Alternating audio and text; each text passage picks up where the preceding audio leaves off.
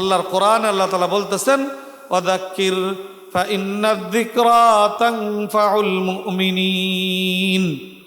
আল্লাহ রসুলকে আল্লাহ রাব্বুল আলামিন নির্দেশ দিতেছেন, হে নবী, আপনি মুসলমানদের মধ্যে দ্বীনি মুযাকারা করুন। কারণ দ্বীনি আলোচনা, মুযাকারা এটা মুমিনদের জন্য সর্ব অবস্থায় কল্যাণকর। যদি বিষয়টা তার আগের থেকে না জানা থাকে, তাহলে মুযাকারার দ্বারা, আলোচনার দ্বারা সে একটা নতুন বিষয়, দ্বীনি গুরুত্বপূর্ণ একটি বিষয় জানতে পারলো, তার মধ্যে আমলের আগ্রহ হবে। আর যদি আগের থেকে জানা বিষয় থাকে, তাহলে সেটার মধ্যে তার তাকিদ পয়দা হবে, আরো গুরুত্ব তার মধ্যে সৃষ্টি হবে। এটাও ফায়দার থেকে খালি নয়। এবং ওয়াজ নসিহাত এটা নবীদের ধারা। আম্বিয়ায়ে কেরাম মানুষকে নসিহাতের মাধ্যমে, ওয়াজের মাধ্যমে আল্লাহর দিকে, আল্লাহর দ্বীনের দিকে মানুষকে এরকমভাবে আগ্রহী করে তোলা, এটা নবী আম্বিয়ায়ে কেরামের একটা ধারা। এই জন্য ওয়াজ নসিহাত এইটা মুসলমানদের সমাজের মধ্যে এটাকে তার স্বমহিমায়, এটা কোনো বিনোদনের বিষয় না। আমরা বিভিন্ন উপলক্ষে বিভিন্ন রকমের আনন্দ উল্লাসের বিনোদনের আয়োজন করি।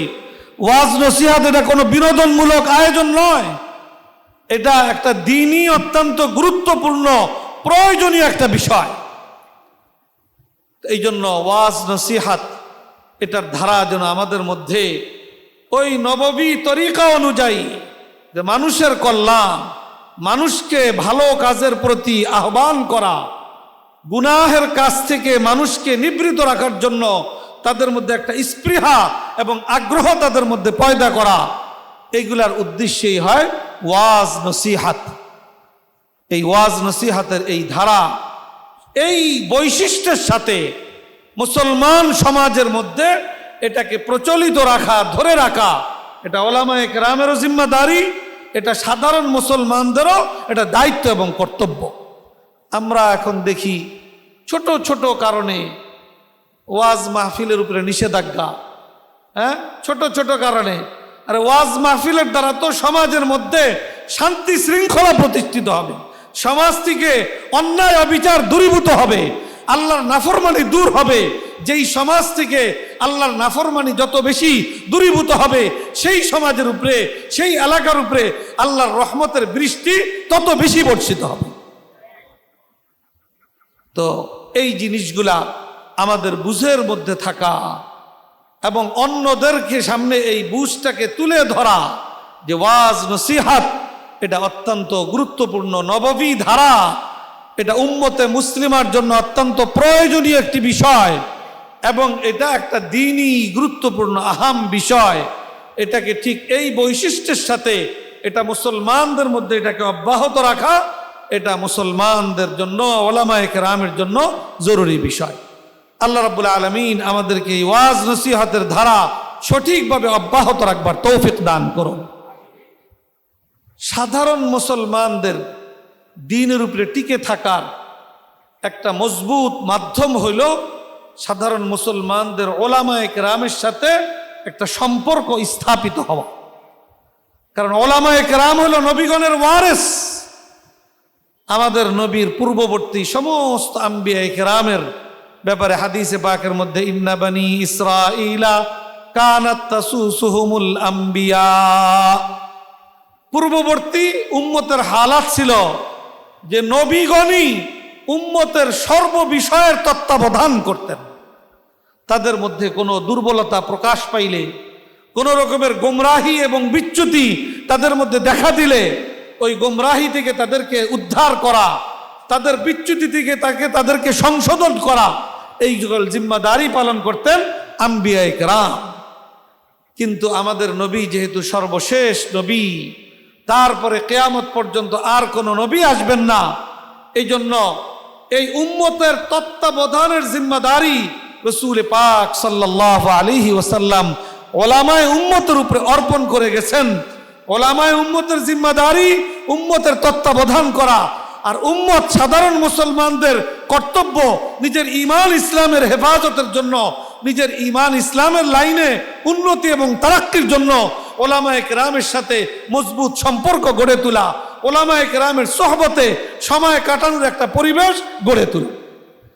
তো সাধারণ মুসলমানদের ওলামায়ে কেরামের সান্নিধ্য লাভের, বড় বড় বুজুর্গদের, বড় বড় আল্লাহওয়ালা ওলামায়ে কেরামদের সান্নিধ্য লাভের একটা সহজ ব্যবস্থাপনার নাম হলো ওয়াজ মাহফিল। এটা ওয়াজ মাহফিলকে কেন্দ্র করা, এমনি এমনি একটা এলাকায় অনেক মানুষকে একত্রিত করা, সেখানে অনেকজন আলেম ওলামা উপস্থিত হওয়া, এটা সচরাচর এমনিতে হয় না। একটা মাহফিলের আয়োজন হইলে আশপাশের মানুষজন একত্রিত হন, আর বিভিন্ন অঞ্চল থেকে বিভিন্ন জায়গা থেকে আল্লাহওয়ালা বুজুর্গানে দ্বীন ওলামায়ে কেরাম সেখানে সমবেত হন। তো সাধারণ মুসলমান আর ওলামায়ে কেরামের সেতু বন্ধনের একটা গুরুত্বপূর্ণ বিষয় হলো ওয়াজ এবং নসিহাত। এই জন্য এই বিষয়টা আমাদের অত্যন্ত গুরুত্বপূর্ণ। ওলামায়ে কেরামের কর্তব্য সাধারণ মুসলমান যেন কোনোভাবে ওলামায়ে কেরাম থেকে বিচ্ছিন্ন না হয়ে যান। তাইলে যে কোনো সময় শয়তান তাদেরকে যে কোনোভাবে বিভ্রান্ত করে গুমরাহির পথে তাদেরকে পরিচালিত করা শয়তানের জন্য সহজ।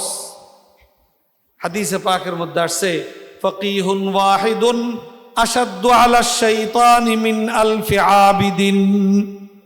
একজন ভালো সমাজদার আলেমে দ্বীন, এটা শয়তানের উপরে অনেক ভারী, হাজার আবেদের চাইতে। সাধারণ মানুষ খুব ইবাদত বন্দিগি করে, কিন্তু শয়তান অনেক সময় নেক সুরতেও মানুষকে কি করে, ধোকা দেয়। ওই ইবাদতের সুরতেই দেখা যাবে ধোকা দিয়া আপনাকে আরেক দিকে নিয়ে যাইতেছে। এই জন্য এই ধোকা, শয়তানি ওয়াসওয়াসা, শয়তানি এই সকল ধোকা থেকে যদি নিজেকে হেফাজতে রাখতে হয়, ওলামায়ে কেরামের সাথে নিজেদের সম্পর্ক মজবুত এবং অটুট রাখা এটা অপরিহার্য বিষয়। আর সেই সাথে আল্লাহ প্রদত্ত মহান কিতাব কোরআনে কারীম, এটার সাথেও মুসলমানদের সম্পর্ক অনেক বেশি মজবুত হওয়া দরকার। অত্যন্ত দুঃখজনক বাস্তবতা হইল আজকে মুসলমানরা ব্যাপকভাবে কোরআনের সহি তেলাওয়াতটা পর্যন্ত তারা শিখার ফুরসত নাই, শিখার আগ্রহ নাই, শিখার কোনো তেমন আয়োজন নাই, নিজেদের মধ্যে কোনো চিন্তা ফিকির নাই। আমাদের ওলামায়ে হাক্কানি এই দেওবন্দি ধারার ওলামায়ে কেরামের মধ্যে অত্যন্ত পরিচিত এবং অত্যন্ত গুরুত্বপূর্ণ একজন মহান ব্যক্তিত্ব অতিবাহিত হয়েছেন, শাইখুল হিন্দ মাহমুদ হাসান দেওবন্দি রহমতুল্লাহ আলাইহি। তিনার একটু পরিচয় না দিলে হয় না। আমরা জানি এই যে মেরাজুল উলুম জামিয়া কোরআনিয়া মেরাজুল উলুম মাদ্রাসা, এটা কওমি মাদ্রাসা। কওমি মাদ্রাসার আরেকটা নাম হলো দেওবন্দি ধারার মাদ্রাসা। অর্থাৎ এই মাদ্রাসাগুলার নিকট অতীতের সূচনা হইল দারুল উলুম দেওবন্দ থেকে। তো দারুল উলুম দেওবন্দ ভারতবর্ষের একটা কঠিন প্রতিকূল পরিবেশের মধ্যে এই ভারতবর্ষের মুমিন মুসলমানদের ঈমান ইসলাম হেফাজত এবং রক্ষায় আল্লাহর কাছ থেকে বুজুর্গানে দ্বীন এবং ওলামায়ে কেরামের অনেক কান্নাকাটির ফসল হিসেবে আল্লাহ রাব্বুল আলামিন এই ভারতবর্ষের উম্মতে মুসলিমার জন্য আল্লাহ প্রদত্ত দ্বীনি মার্কাজের নাম হলো দারুল উলুম দেওবন্দ। এই দারুল উলুম দেওবন্দ যখন প্রতিষ্ঠিত হয়, অত্যন্ত বেসরু সামানির মধ্য দিয়া, অত্যন্ত দুর্বল অবস্থার মধ্য দিয়া, অত্যন্ত ছোট অবস্থার মধ্য দিয়া তার সূচনা হয়। একজন ওস্তাদ আর একজন ছাত্র, কোনো ঘর দুয়ার নাই, টিনের ঘরও নাই, ছনের ঘরও নাই, গাছতলায় বসে দারুল উলুম দেওবন্দের সূচনা হয়।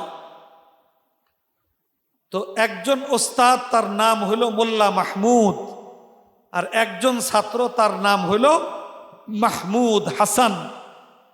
আল্লাহ রাব্বুল আলামিন ওই প্রথম ছাত্রকে এমনভাবে গড়ে দিয়েছেন যে পরবর্তীতে তার নাম হয়েছে শাইখুল হিন্দ মাহমুদ হাসান।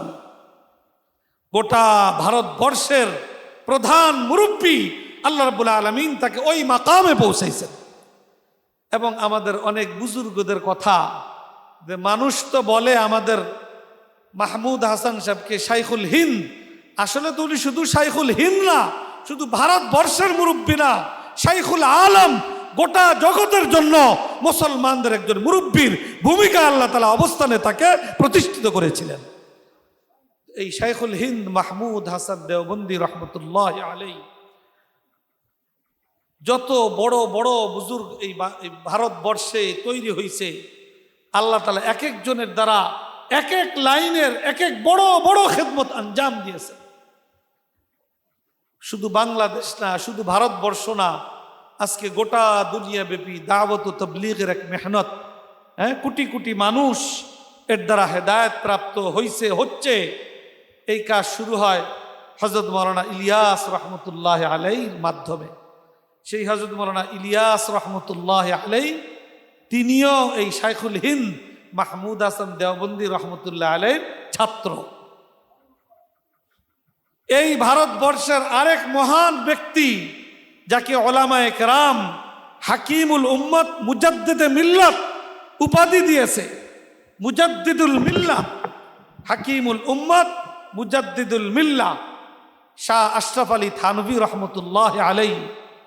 উনি অল্প জীবনে বিভিন্ন লাইনের এত খেদমত আঞ্জাম দিয়েছেন যে তার খেদমতের একটা ধারা হইল উনি অনেক দিনই কিতাবপত্র লিখে গেছেন।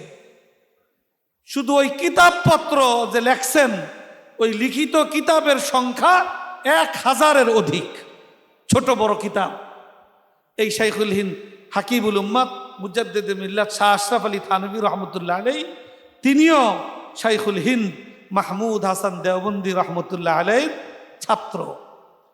এইরকম ভাবে আল্লাহ রাব্বুল আলামিন এরকম এরকম এরকম ছাত্র ওনার আল্লাহ তাআলা কত যে দিছেন আল্লাহই বেহতর জানেন।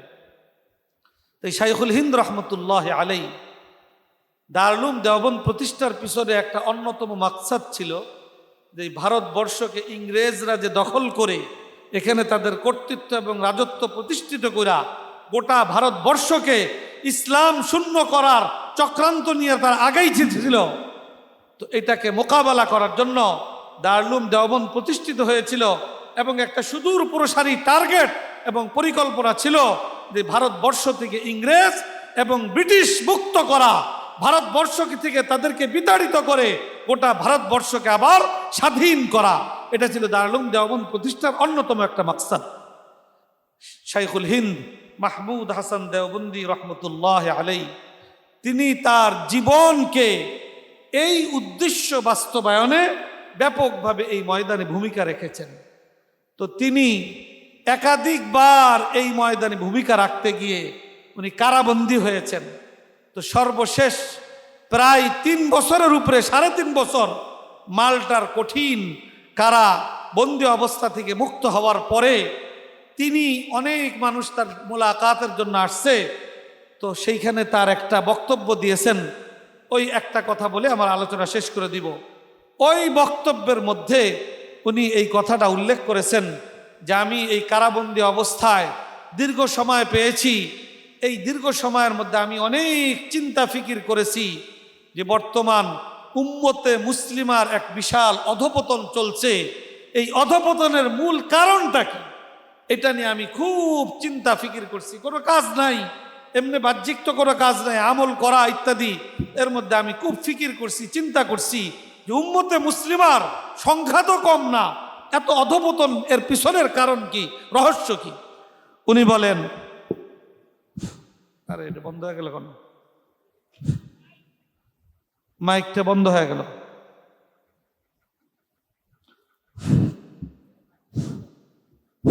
হ্যাঁ, তো উনি বলেন আমি অনেক চিন্তা ফিকির করে আমি 2টা সমস্যা চিহ্নিত করছি যে মুসলমানদের এই 2টা সমস্যার কারণে মুসলমানরা আজকে এই অধপতনের শিকার।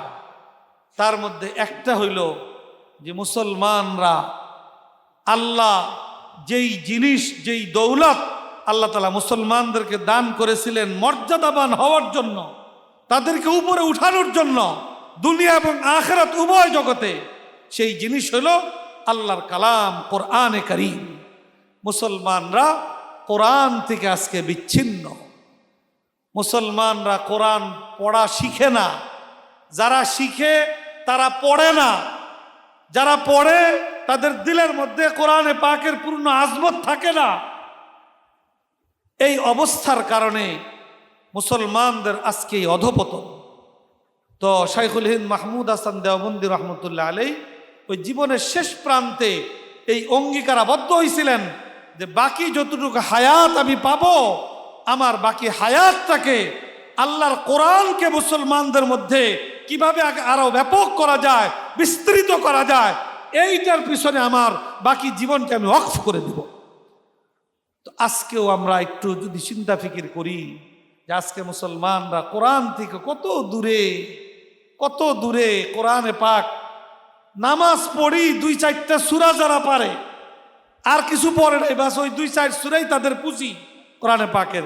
সেই 2-4 সূরাও এটা হাত ভাঙ্গা, পাও ভাঙ্গা, নাক ভাঙ্গা, মাথা ভাঙ্গা ওই রকম সূরা দিয়ে নামাজ পড়ে না। তার শুরু ঠিক আছে না, শেষ ঠিক আছে না, মাঝখানে ঠিক আছে না, মদ গুন্নার কোনো খোঁজ খবর আছে না, অক্ষর উচ্চারণের কোনো ঠিক ঠিকানা আছে। আর অর্থ বুঝা তো অনেক দূরের কথা, অর্থ বুঝা তার মধ্যে চিন্তা ফিকির করা, তাদাব্বুর করা, এটা তো আরো অনেক দূর কি বা।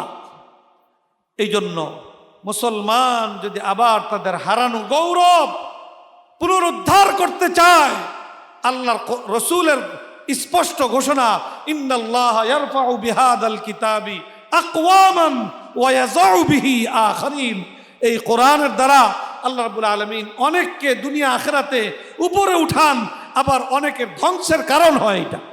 যে কোরআনকে সেইভাবে গ্রহণ করতে পারে আল্লাহ রাব্বুল আলামিন তাকে এর মাধ্যমে উপর থেকে উপরে উঠাইতে থাকেন। আর যারা এর থেকে নিজেকে গোটায় রাখে, দুনিয়ার অনেক কিছু শিখে, অনেক কিছু উন্নতি লাভ করার চেষ্টা করে, কিন্তু কোরআনের সাথে তাদের সম্পর্ক সেইভাবে মজবুত করে না, আল্লাহ তাআলা তাদের অধপতন। এটা আল্লাহ রসুলের ঘোষণা, আল্লাহর ঘোষণা।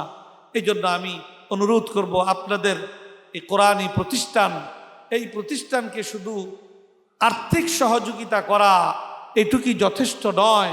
বড় কর্তব্য হলো নিজেদের সন্তান সন্ততি, পরবর্তী প্রজন্ম, তাদেরকে কোরআনী শিক্ষায় শিক্ষিত করার দায়িত্ববোধ প্রত্যেকের মধ্যে তৈরি করা।